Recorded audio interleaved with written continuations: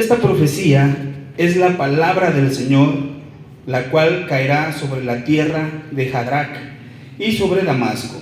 Ciertamente el Señor tiene puestos los ojos sobre la humanidad y sobre todas las tribus de Israel, como también sobre Hamat, su vecina, y sobre Tiro y Sidón, aunque sean muy sabias. Tiro se ha edificado una fortaleza, ha amontonado plata como polvo y oro como lodo de las calles. Pero el Señor le quitará sus posesiones, arrojará al mar sus riquezas y el fuego la devorará. Lo verá Ascalón y se llenará de miedo. Gaza se retorcerá en agonía y lo mismo hará Ecrón al ver marchita su esperanza. Gaza se quedará sin rey y Ascalón sin habitantes. Bastardos habitarán en Asdod y yo aniquilaré el orgullo de los filisteos. De la boca les quitaré la sangre y de entre los dientes el alimento prohibido. También los filisteos serán un remanente de nuestro Dios. Se convertirán en jefes de Judá y Ecrón será como los jebuseos. Montaré guardia junto a mi casa para que nadie entre ni salga. Nunca más un opresor invadirá mi pueblo, porque ahora me mantengo vigilante. Alégrate mucho, hija de Sión, grita de alegría, hija de Jerusalén. Mira, tu rey viene hacia ti, justo, salvador y humilde. Viene montado en un asno, en un pollino, cría de asna. 10. Destruirá los carros de Efraín y los caballos de Jerusalén. Quebrará el arco de combate y proclamará paz a las naciones. Su dominio se extenderá de mar a mar, desde el río Éufrates hasta los confines de la tierra. En cuanto a ti, 11, por la sangre de mi pacto contigo libraré de la cisterna seca tus cautivos. Vuelvan a su fortaleza, cautivos de la esperanza, pues hoy mismo les hago saber que les devolveré el doble. Tensaré a Judá como mi arco y pondré a Efraín como a mi flecha. Indicaré tus hijos a los hijos de Sión, incitaré contra tus hijos los hijos de Grecia, y te usaré como espada de guerrero. El Señor se aparecerá sobre ellos y como un relámpago saldrá su flecha. El Señor omnipotente tocará la trompeta y marchará sobre las tempestades del sur. El Señor todopoderoso los protegerá y ellos destruirán por completo los proyectiles de la onda. Beberán y reirán como embriagados de vino. Se llenarán como un tazón de libaciones, como los cuernos del altar. En aquel día, el Señor su Dios salvará a su pueblo como un rebaño, y en la tierra del Señor brillarán como las joyas de una corona. 17. Qué bueno y hermoso será todo ello. El trigo dará nuevos bríos a los jóvenes, y el mosto alegrará a las muchachas. ¿Qué tal? Ahí están las profecías de Zacarías, capítulo 9. Pues vamos entrando ya a la segunda parte ya de este libro, gracias a Dios. La segunda sección la platicábamos un poquito hace 8 días, solo para introducir un poco. Hay algo que en este libro de Zacarías haya usted aprendido de Dios en este tiempo. ¿Qué ha aprendido de Dios? ¿Qué le ha reafirmado, qué le ha confirmado Dios a través de este libro? Hermana Martita. Ayer lo compartíamos en el grupo y decíamos, el Señor es fiel. Y Él, como dice en este libro, Él recuerda sus promesas que nos ha hecho. Okay. Y en eso debemos de confiar y de estar firmes. No que el Señor las olvide, ¿verdad? No. No, Él olvida nuestros pecados, Él olvida la maldad que tenemos cuando llegamos a sus pies, pero sus promesas no, dice su palabra que no es hombre para mentir. Y el Señor recuerda que está aquí, que está con su pueblo, y a que pesar es Dios de su pueblo, y su pueblo para Él es nuestro Dios. Ok, eso en lo general. ¿Alguien que quiera comentarnos qué ha aprendido del pueblo de Israel, es decir, de su nación, para su vida? ¿Qué ha aprendido del pueblo? Específicamente del libro de Zacarías. Ellos regresaron del exilio, venían de ser esclavos durante 70 años y estaban edificando el templo. Sí, los primeros 8 capítulos hemos visto que Zacarías, Dios por medio de Zacarías, está animando al pueblo a reconstruir el templo de la ciudad. En todo este trayecto de estos 8 capítulos, algo que Dios le haya mostrado a usted acerca del pueblo. Hermano Manuel. Pues la promesa que Dios da, ¿no?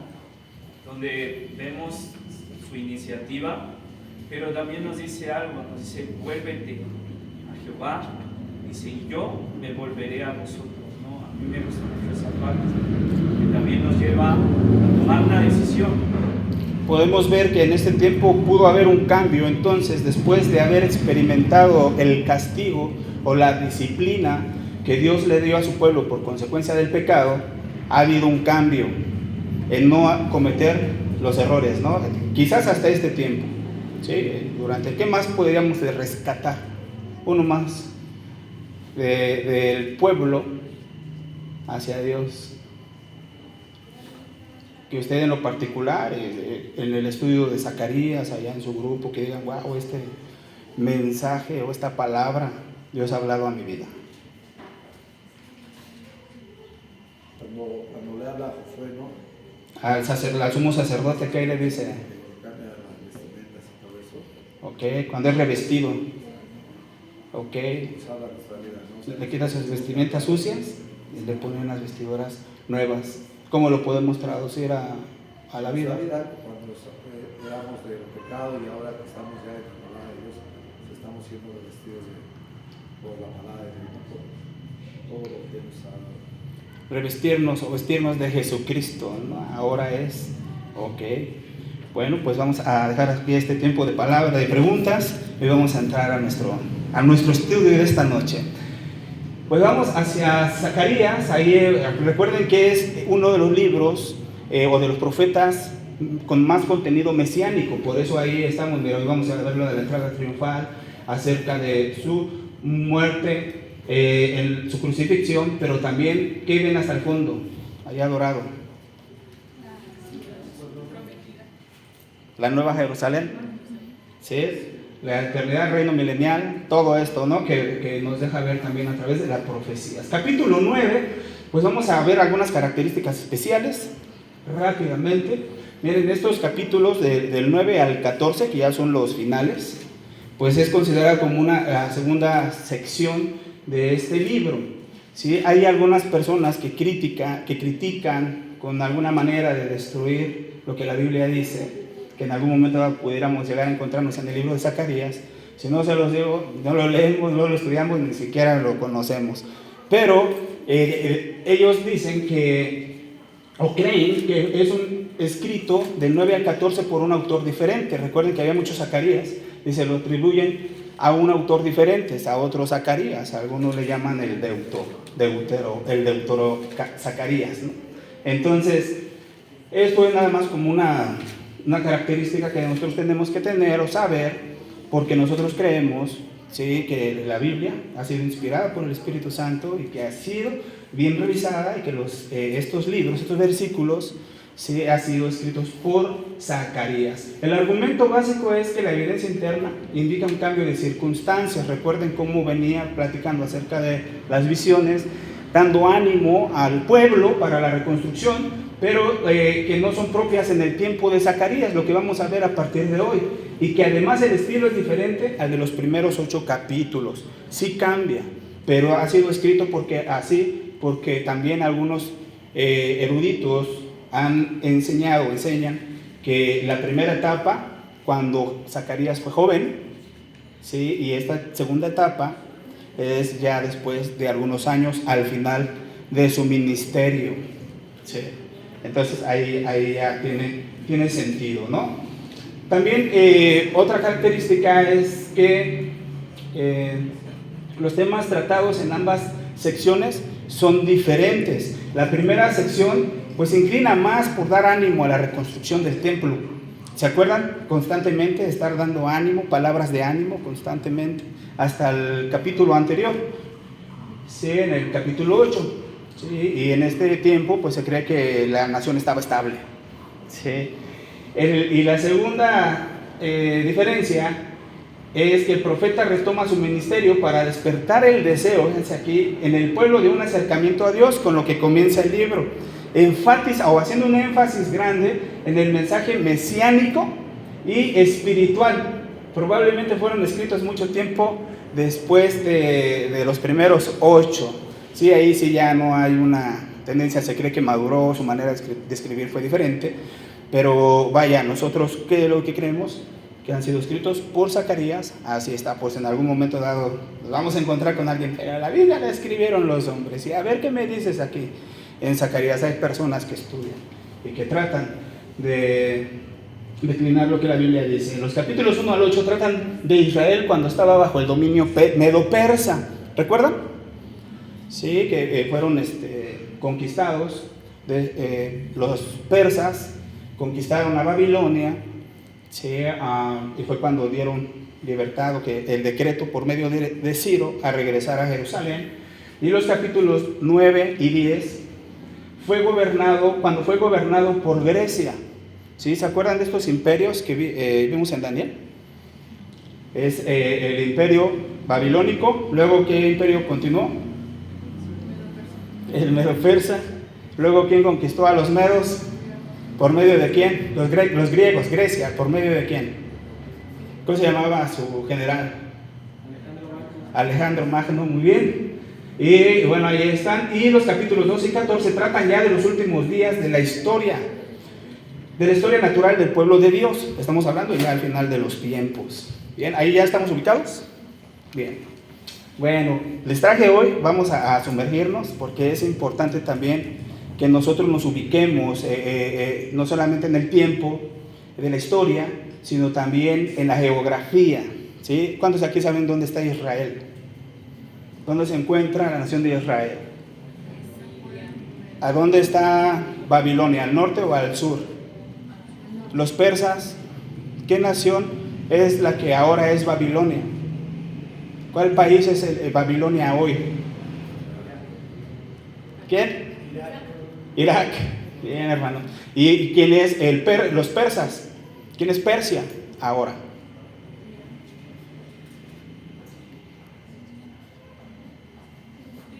Es casi igual que Irak.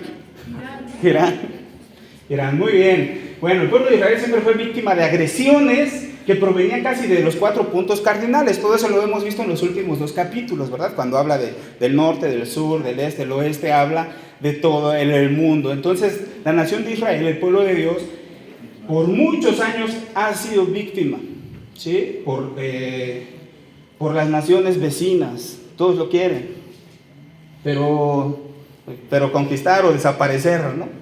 Veíamos eso hace 8 días. Si Dios ha de restaurar a Israel, tendrá que castigar a todos sus enemigos, aquellos que han oprimido y explotado al pueblo de Israel, porque han tocado al elegido del Señor, a la niña de sus ojos. Este mismo libro nos habla, ¿se acuerda de esa parte donde dice, son como la niña de sus ojos? ¿Sí? Que aguas y quién se meta con su pueblo, ¿no? Ok, bueno, ahí les traigo un mapa. Ya lo habíamos visto cuando estudiamos Amós. ¿Quiénes son los que están alrededor de Jerusalén? Jerusalén está en la parte amarilla, arriba de Edom. ¿Sí? Y hoy vamos a estar analizando con todos los pueblos que se encuentran del mar Mediterráneo, con todas esas ciudades, desde abajo, desde el sur hasta el norte. Bien, ahí están. Ya habíamos visto que Dios había tratado con los países vecinos y había eliminado a uno. ¿Se acuerdan cuáles que ahorita ya ni se mencionan, ni existe gente ahí que Dios eliminó? ¿Quién? No. De los que están aquí, Edom, Moab, Amón. ¿Recuerdan ustedes a quién fue? ¿Fue los edomitas? ¿Sí? Ok. Váyanlo anotando. El señorío de Dios sobre la tierra es el tema que vamos a estar viendo hoy. Cómo Dios, nosotros creemos que Él es todopoderoso, ¿verdad? Para el pueblo de Israel, parecía, estando viviendo bajo ataque constante, bajo guerra, bajo opresión, sí, pareciera como si Dios en momentos no estuviera con ellos. ¿Usted ha sentido algo así? como que todo nos llueve, ¿no? Sobre mojado, y pareciera como que Dios no está ahí, pero el Señor es nuestro Señor, es su Señor, y el Señor sobre todas las cosas y sobre todo el mundo. El señorío de Dios sobre la tierra. ¿Qué es señorío? ¿Quién quiere definirnos qué entiende por señorío? Gobernar, gobernante, poder, potestad. ¿Qué más? Que lo puede usted decir, bueno, el señorío de Cristo sobre mí, el señorío de Dios sobre mí. El gobierno de Dios sobre tu vida. El dueño de todo, de toda su vida, de todos sus pensamientos, de todas sus casas, de todas sus cosas. El Señor de todo. Sí, de todo su trabajo, de su dinero, de sus ahorros. ¿Sí? El señorío de Dios. Ok. Muy bien. Aquí también les traje, sí se alcanzan a ver un poco las letras, ¿no? Pero los mapas es lo importante. Que quiero que alcancen a ver en las naciones más grandes. Ahí están las 12 tribus de Israel en el mapa de su izquierda. Ahí es como Dios acomodó las naciones. Chequenlo cómo se encuentra. ¿Sí? Está el mar Mediterráneo, ese va a ser siempre nuestro punto de referencia, el mar Mediterráneo, y Jerusalén, que se encuentra, siempre va a estar aquí chiquitín, Jerusalén, si lo alcanzan a mirar, lo rosa. Jerusalén, esos son nuestros puntos de referencia. Así es como Dios repartió la tierra. Todo eso es Israel, es de Israel, le pertenece a Israel. En el mapa de la derecha, ahí podemos ver los reinos divididos, ¿se acuerdan? ¿Ok? Aquí ya vemos entonces, ya un poco reducido, reino de Judá del sur. ¿Cuál era su capital? De Judá, Jerusalén. Y en lo azul es el reino de Israel, que son las 10 tribus. El reino del norte, ¿cuál es su capital? ¿Cuál era su capital? Ya no sé, Adrián, otro. ¿Cuál era la capital de Israel? Por acá, jóvenes, ¿tú te acuerdas? Samaria, muy bien, estrellita. Samaria, es importante que tengamos estos datos de referencia. Samaria aún lo seguimos leyendo, ¿sí? Y tiene una parte importante. ¿Quién es Israel? El reino del norte y Judá, el reino del sur. Hasta aquí vamos. Aquí al lado de Judá, donde dice el reino de Judá, en la parte amarilla, dice ciudades filisteas. ¿Ustedes recuerdan esos filisteos? Sí, constante guerra. Ya ven que ya no está. Eso le pertenecía a Adán, pertenecía a Judá. Toda esa parte le pertenecía a Judá. Y ahí lo vemos. ¿De quién es parte? De los filisteos. Bien. Aquí tenemos otro mapa. Donde es el imperio babilónico. Todo lo que ustedes ven que está resaltado es todo lo que está Egipto, Egipto, Siria, y bueno, todos los países de ahí, Damasco, la capital de Siria, Ciro, Tirón, Megiddo, Samaria, Askelon, Gaza. Estos fueron conquistados por Babilonia. Todo eso era el imperio babilónico. Pero luego llegó otro imperio más grande. ¿Cómo se llama? ¿Cuál fue el imperio que continuó? El imperio persa. ¿Sí? Aquí vemos entonces Persia. Ustedes no alcanza la flechita, la luz. Ahí vemos a Persia. ¿Hasta dónde está Jerusalén? Acuérdense, el mar Mediterráneo es nuestro punto de referencia. Jerusalén es este puntito a un punto de mirar. Ahí está. Sí, ya estamos viajando por allá, por aquellos lugares. Todavía fue más grande el imperio medo-persa. Esa Persia abajo, Media arriba, que juntos es medo-persas, y conquistaron gran parte de Egipto, llegando hasta arriba, por allá por Macedonia, antes de Grecia. Toda esa área, pues hasta casi la India, todo eso era el imperio medo-persa. Posteriormente se levantó otro imperio, el griego. ¿Con quién fue él? Ese imperio encabezado por Alejandro Magno, el terrible Alejandro Magno. Ahí ya vemos entonces a Grecia, la parte anaranjada, y todo eso rojo es el recorrido de Alejandro Magno. Sí, este aquí vamos más o menos a memorizar todo lo que recorrió desde arriba, desde Macedonia, que es Troya, bueno, de aquel lado de hacia España, a un ladito más bien de Italia. Ahí está lo que es Grecia, desde Grecia, pasando hacia Egipto, recorriendo por todas estas partes de Éfeso, Tarso. Son las ciudades que luego leemos en la Biblia, ¿no? Pero luego no sabemos ni dónde están, ¿no? Ni en cuenta. Entonces pasa por todo eso alrededor del mar Mediterráneo, llega a Egipto, regresa, pasa por Jerusalén, Filadelfia, Damasco, y sube ya hacia Media, hacia los persas. Bueno, todo eso fue lo que conquistó Alejandro el Magno, Alejandro el Grande. ¿Alguna duda hasta aquí? ¿No? El Imperio Romano, todo eso amarillo, es el que le sucedió. Y en el Imperio Romano, ¿qué nos viene a la mente? El Imperio Romano continuó, sucedió al Imperio griego. ¿Sí? El Imperio griego, por Alejandro el Magno, nada más tener este punto de referencia, Alejandro fue un hombre terrible, o sea, un conquistador que no te tentaba el corazón, destruía a las naciones y las dejaba, no dejaba rastro para que no les siguieran. Además de que murió a los 33 años. ¿Sí? Un dato por ahí interesante. A los 33 años también el Señor Jesús vivió hasta los 33 años. Y bueno, ahorita vamos a ver, no hay ninguna comparativa, pero es un dato que murió porque era después de una noche de fiesta, de loca, ¿cómo? Sí. Al otro día lo mataron. ¿Sí?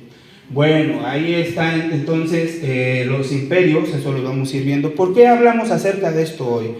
Porque precisamente habla este pasaje de la visión que le da, bueno, de la profecía, que comienza así capítulo, esta profecía, o en algunas versiones dice profecía, o la profecía de Jehová, que también tiene que ver con una carga, con lo que Dios viene poniendo a Zacarías, pero de lo que va a acontecer después del tiempo que él está viviendo. Sí, y está hablando ya, ellos no lo entendían así, pero ahora pues ya nosotros tenemos la historia y ya podemos entender de quién estaba hablando Dios. Bien, entonces en los versículos 1 al 9 se bosqueja la campaña de Alejandro Magno, ¿sí? De este conquistador, sus éxitos y conquistas se relatan de los versículos del 1 al 7 y el 8. Jabal habla de la liberación de Jerusalén. Después de la batalla de Isus, Alejandro conquistó con rapidez Damasco, Tiro, quien fue quemada a cabo de 7 meses, Gaza, Ascalón, Asdod y Ecrón, los que leímos aquí. ¿Sí captaron esos nombres? Ok. El curso de sus victorias fue en el año 332 a.C., desde el norte de Siria hasta la costa fenicia y filistea. Sí, ahí estaban los mapas, ahorita vamos a seguir viendo algunos para ubicarnos en la geografía, geográficamente. Bien, ¿alguna pregunta hasta aquí? ¿No? Bueno, así comienza este pasaje. Ahí está Damasco, y acuérdense el mar Mediterráneo, Jerusalén, en la parte rosa a la gris, ahí está Tiro, Sidón, Damasco, hacia arriba y hacia abajo está Filistea. La parte naranja de allá hacia acá es Filistea. Quédense con eso ahorita. Bueno, la conquista sobre Siria, el señorío de Dios sobre la tierra, que Dios no va a dejar que pase nada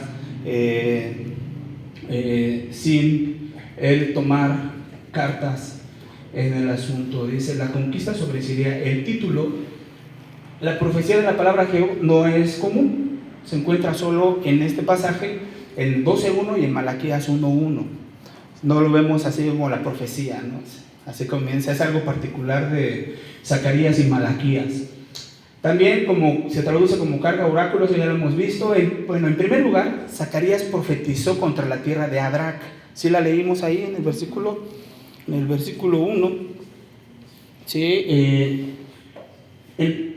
Hamat y Alepo, cerca de Damasco. Los asirios tuvieron 3 campañas para conquistarla, ¿sí? Pero no pudieron, aunque el golpe caería sobre Hadrach. El objetivo final era Damasco, la capital de Siria. Estamos hablando de una situación aquí tremenda, donde viene el Señor haciendo justicia hacia las naciones que se metieron con Israel. Quedémonos con eso, mostrando el Señor que aunque las naciones tengan todo el poder, aunque haya naciones en ese tiempo y se hayan levantado otras después y actualmente haya naciones, sí, aún el Señor es por encima de todo eso. También Hamat, que estaba cerca de Damasco, sufriría el mismo destino. Jeremías profetizó contra Damasco y Hamat. Ahí está la cita, ¿sí? Ezequiel profetizó una sentencia contra filisteos. Definitivamente les dijo que iban a desaparecer del mapa. El efecto de las conquistas de Alejandro el Grande sobre Israel iba a ser de asombro y consternación. Lo que aquí estaba profetizando era, no decía el nombre, no decía quién, ahora lo sabemos nosotros. Pero volverían sus ojos a Jehová. Los judíos, bajo el sumo sacerdote Jadua, se negaron a jurarle obediencia al conquistador. Este es un dato interesante. La conquista sobre Fenicia, ya vimos sobre Siria, sí, ahora sobre Fenicia. Una vez dominada Siria, Alejandro Magno siguió hacia las ciudades de Fenicia. Fenicia, o sea, ya está, es todo lo rosita. Ahí está Ciro, Tidón, Vilos, Triplis, Aradus y la Odisea. Eso era lo que pertenecía a Fenicia. Pero en estos casos, Tiro, la más importante porque sobrepasó a Sidón, fue tomada también en el 332. Nada más un detalle importante acerca de Tiro. ¿Sí? ¿Usted recuerda algo de Tiro? ¿No? Tiro se edificó sobre una isla rocosa, y está en el mapa de abajo, a unos 800 metros de tierra firme. Era una isla no muy lejos, sí, pero pues tenía una fortaleza tremenda. No la pudieron conquistar ni los ejércitos de los asirios ni los babilonios. No pudieron. Tiro prosperó grandemente. Ellos fueron creciendo hasta considerarse invencibles. ¿Sí? Su orgullo creció tanto que, bueno, incluso ahí militarmente las naciones alrededor, pues no se metían con ellos. Era muy difícil ganarles, ¿no? Era muy difícil vencerlos. Así se encontraba Tiro. ¿Se acuerdan que dice aquí que tenía mucho oro y mucha plata? Sus casas y sus calles tenían tanto oro como el lodo. Así, muchísimo, de todo el comercio que ellos hacían. Una ciudad comercial que todas las de Fenicia, ahí era donde resguardaban todo esto. Además de que ellos eran los que aportaron también para las letras y la filosofía que ahora conocemos. La manera como Alejandro el Grande conquistó la ciudad de Tiro es una clara señal del cumplimiento de la profecía de Zacarías. ¿Sí?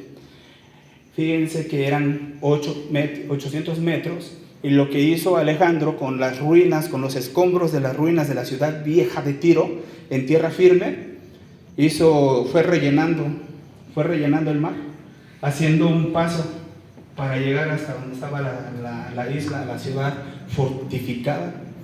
Y entonces sitió sus puertos comerciantes. Y bueno, tuvo una gran estrategia y pues llegó él y les quemó la ciudad y acabó con todo. Agarraron un poco de las riquezas que tenían, oro y plata, lo demás lo echaron al mar. Pero terminaron con Tiro. Así como Dios lo había dicho, así es como acabaron con él. Estas ciudades fenicias se hicieron sabias, o más bien se creyeron sabias actualmente, algo muy parecido a esto. Podemos recordar que el alfabeto tuvo su origen entre los fenicios, lo que ya les había platicado un poco. Ellos no se habían como que metido mucho con Israel, de hecho no tenían relaciones con Israel, pero más ahí Dios hizo juicio sobre ellos por su orgullo y porque adoraban a dioses falsos. Alguien que me diga a quiénes adoraban allá en el norte de Israel. ¿Cuáles eran los dioses que adoraban los fenicios, que después se los transfirieron a Israel y que actualmente muchos le siguen adorando? ¿Quién? Moloch, más o menos. La diosa Astarte, Astarot,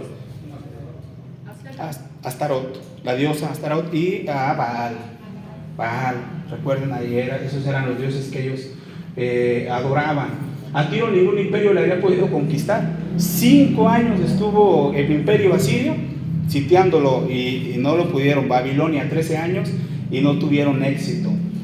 Sí, pero al final de cuentas Dios utilizó a Alejandro Magno para cumplir con su palabra. Tradicionalmente los fenicios nunca fueron enemigos peligrosos de los israelitas, ya vimos eso. Escuchen eso, hermanos, porque hablamos todo esto que nos deja ver Dios a través de esta profecía. El orgullo y la idolatría, ¿sí? ¿Alguien de aquí es bien orgulloso por lo que tiene? Por sus logros, lo que ahora tiene fruto de su trabajo, ¿sí? Sí, se cree más cuando otros tienen menos. Sí, el orgullo y la idolatría. Y la idolatría, poner a alguien más en el lugar que le corresponde a Dios. Nuestra adoración hacia otras personas, hacia otras cosas. Y la idolatría constituye una afrenta contra Dios. Estos pecados han conducido siempre a los pueblos a alejarse del Creador. ¿Qué piensan ustedes de esto?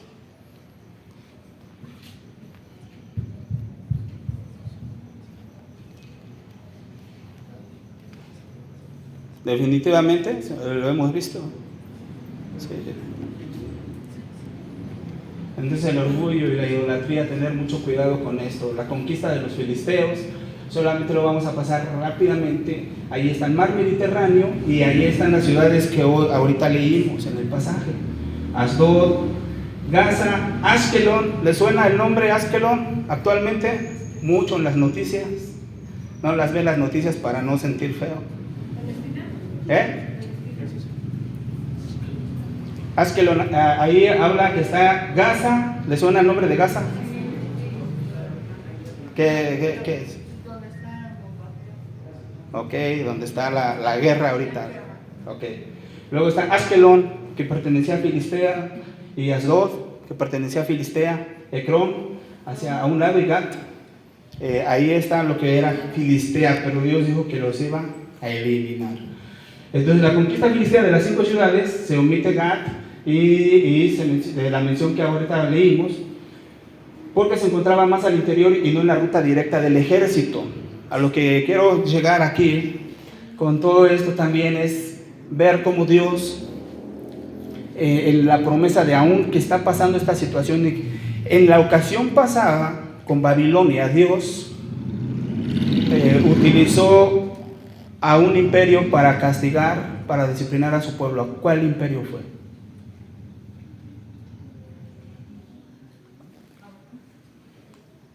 Durante 70 años se los llevaron. Babilonia. ¿Quién fue el rey que se los llevó? Nabucodonosor. Muy bien. Y aquí en esta parte ya pasaron los medopersas y aquí se encuentra este terrible hombre que todos le temían, porque a donde llegaba destruía. ¿Sí? No preguntaba, destruía y no dejaba rasgos para que no lo persiguieran o le llegaran por la retaguardia, destruía todo.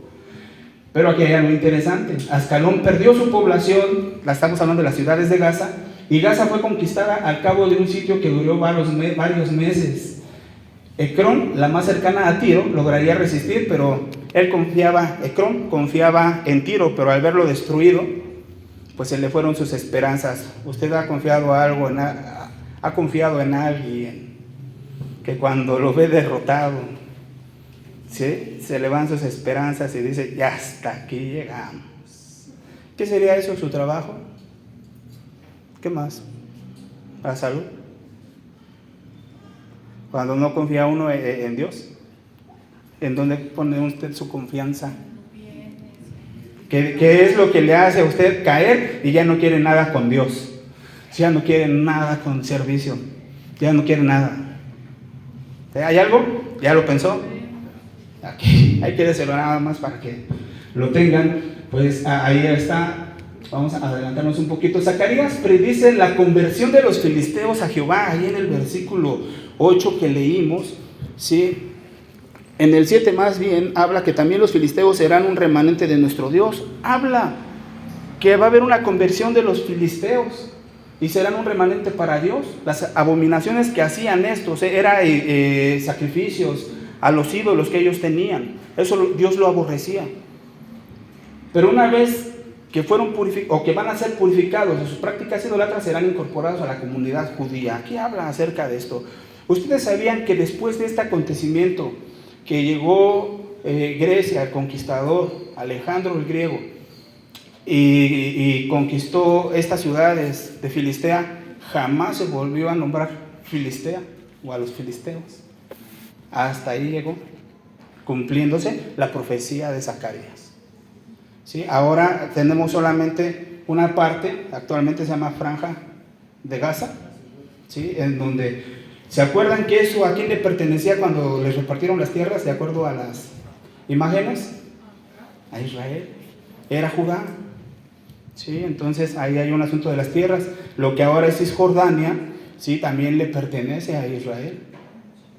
¿Sale? Entonces, para que usted cuando escuche las noticias, toda esta situación, arriba el Líbano, hacia también le pertenecía, y hacia más a un lado está Damasco. Si todo esto se está escuchando hoy en día, para que sepamos qué es lo que parte de lo que acontece, en dónde están, y pues parte de la historia. Bien, ya vamos a avanzarle. Aquí hay una promesa de nuestro Dios, aún en medio de todas estas circunstancias, que le dice a su pueblo, todo esto va a acontecer, pero usted ha escuchado o usted recita ese versículo que dice que Jehová acampa alrededor de los que le temen y los defiende. ¿Sí? Jehová promete que acampará en su casa. ¿Cuál es su casa? Muchos dicen pues que es la tierra de Israel, otros el templo, otros Sión, su casa, mi casa es su casa, dice Vicky. Nosotros espiritualmente, ¿no? Pero ahí hablando en este pasaje dice, yo voy a acampar para que mientras que todos estos trastornos y luchas por lo que está pasando ahorita con este terror de conquista que Dios está haciendo entre las naciones Siria, Fenicia y Filistea, para proteger contra el ejército del enemigo a su pueblo, y que los mantendrá bajo sus ojos vigilantes y protectores. ¿Captaron esta parte aquí en el versículo 8? Montaré guardia junto a mi casa, dice, para que nadie entre ni salga. Alejandro pasó más de una vez por allí, fue hacia Egipto y regresó, pero hubo algo interesante, algo muy interesante allí, que no se metió con la ciudad protegida del Señor. ¿Por qué creen? ¿Por qué usted cree? Él venía conquistando todo, pero cuando pasó por Jerusalén, no se metió con ella. ¿Tuvo miedo? La mayoría conquistaban todo, Jerusalén, y derribaban sus paredes, sus muros fortificados hasta el templo. Pero ellos, ¿por qué no? Bueno, cuenta explica Josefo, un historiador de nuestros tiempos, que el sacerdote salió cuando supo que venía para acá con todo su ejército, salió de la ciudad a encontrarse con Alejandro Magno y le leyó la profecía. Cuando le leyó la profecía de que él iba a ser el siguiente conquistador, todo lo que había de venir, sí le dijo, este es tu imperio, ese va a ser tu reino.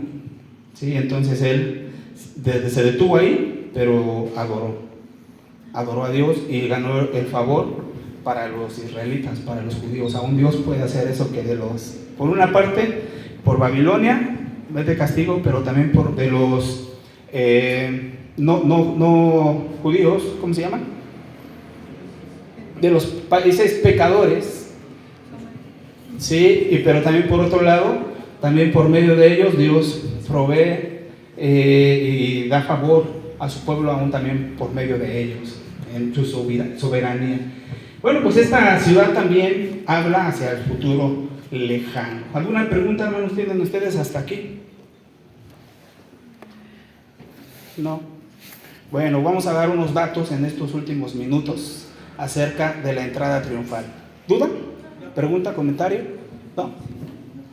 ¿Algo aquí acerca de Dios haciendo justicia sobre las naciones que se han metido con su pueblo? Esto ha de pasar y tiene que pasar. Después de que el profeta Zacarías estaba bien metido, enfocado con Alejandro Magno y todas sus conquistas, hace un cambio, hace un giro y se enfoca ahora en el Mesías que había de venir, del versículo 9 en adelante. Versículos 9 y 10, ahí podemos ver, ¿ustedes recuerdan esas imágenes? El profeta Zacarías revela que tanto los judíos como los cristianos han reconocido precisamente esta, que es una profecía de gran importancia. ¿Cómo había de venir? ¿Qué leyeron ahí en el versículo 9? ¿Ya? Que había de venir ¿quién? El Mesías Rey, el Mesías justo. ¿Cómo dice en su Biblia? Por allá, ¿cómo dice en su traducción? ¿El Mesías Salvador? Ok. Muy bien, pues vemos entonces, fíjense, entre el versículo 9 y el versículo 10, tanto la primera venida, porque para ella la primera venida de Cristo, ¿sí? Es cuando entra, cómo va a entrar a la ciudad, cómo va a venir, pero también en su segunda venida. ¿Alguien me quiere decir qué hay entre la primera y la segunda venida? ¿Qué acontece? ¿Qué es lo que resalta ahí? ¿Qué hay? El Señor Jesús viene, nace. Antes, ¿el arrebatamiento de quién? De su iglesia. Muy bien, ahí es, entre la primera venida y la segunda, es la era de la iglesia, la era cristiana, la que estamos ahora. Ya estamos en el reinado del Mesías. Zacarías hace un llamado a Sion y a Jerusalén. ¿Ustedes recuerdan cómo mencionan Sion y Jerusalén? ¿Qué es Sion? ¿Un monte? Sion. ¿Qué representa? La presencia de Dios. Y Jerusalén, su ciudad. Muy bien, ahí vamos ahí. Entonces, como representantes de la nación, para que se regocijen y se alegren, ¿sí? Dicen, miren, esto está pasando, esto va a acontecer, pero ¿qué creen?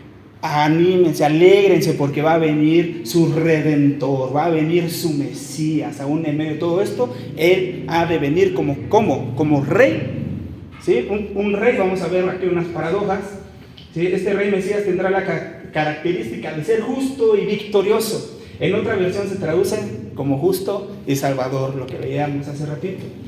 Estos dos subtítulos, justo, salvador, frecuentemente están en el libro de Isaías, en la parte en Isaías 40:66.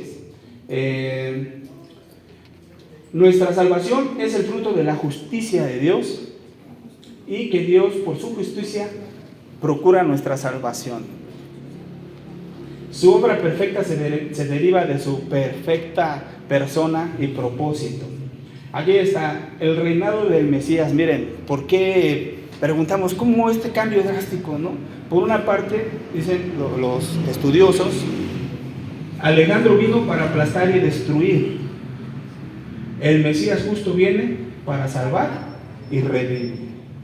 Este pensamiento en que está recibiendo la profecía, el rey terrenal llegó con pompa y arrogancia. ¿Quién era ese rey? Se creía mucho, era muy arrogante. Alejandro Magno, joven y poderoso, eso era muy inteligente.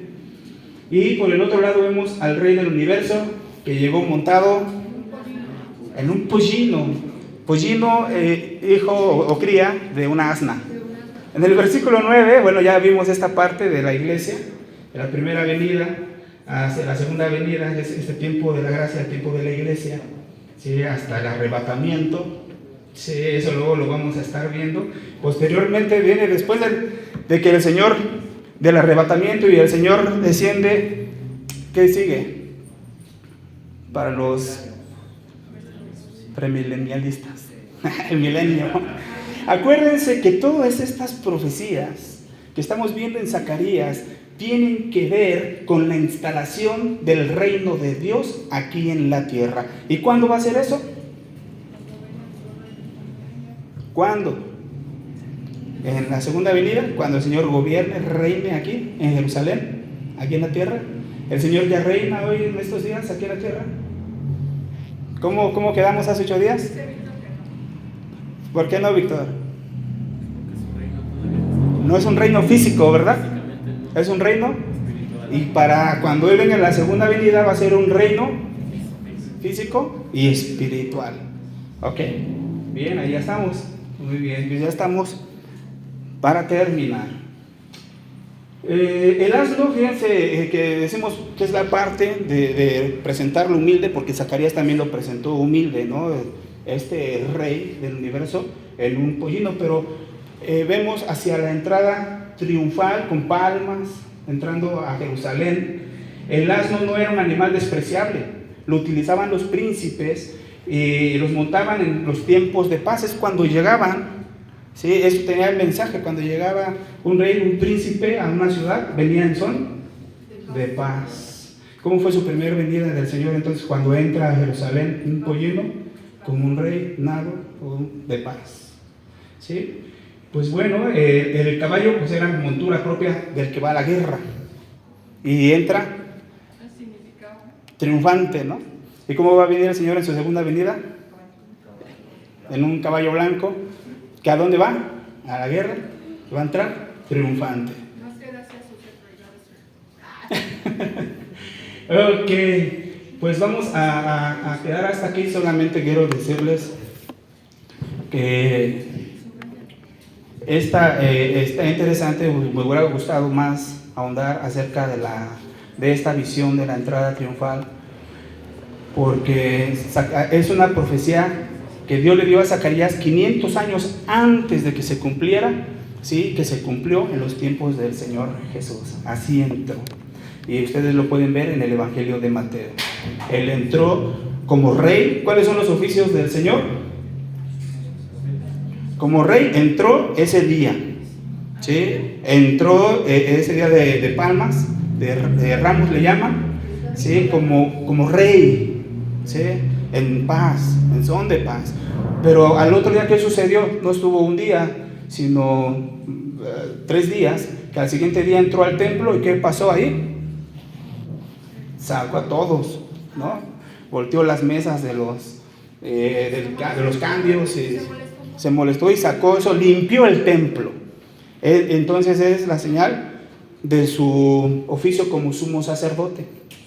Y podemos verlo después en el mismo templo, sentado afuera con sus discípulos, enseñando, haciendo el oficio de profeta, ¿sí?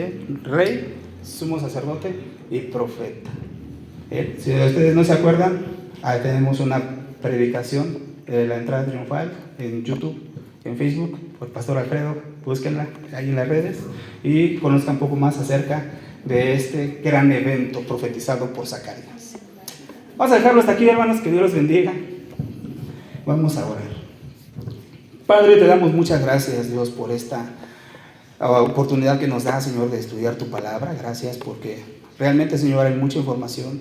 Deseamos tener más conocimiento, Señor, y ayúdanos también a lo que aprendemos a ponerlo por práctica, Señor, y que se quede grabado no solamente en nuestra mente, sino en nuestro corazón, viviendo, Señor, tus principios, viviendo, Señor, como tú nos muestras a través de la historia, tus grandes promesas, tus prodigios, tu carácter, Señor, de santo, tu carácter de celos, tu carácter que nos limpia, Señor, también, y ese amoroso, Señor, paciente. Ayúdanos, Padre, a poder comprenderlo y de esta manera seguir creciendo en tu palabra, Señor, confiados, pero también, Señor, amándote cada día más y más. Bendice también, Señor, este tiempo de diezmos, ofrendas, todo lo que se va a levantar el día de hoy, Señor, para que siga el extendimiento de tu reino.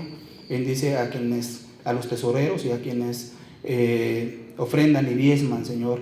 fielmente en tu iglesia. Provee de trabajo, Señor, si hay alguien que actualmente pues no tiene, los ponemos en tus manos. En el nombre de Jesús, amén y amén.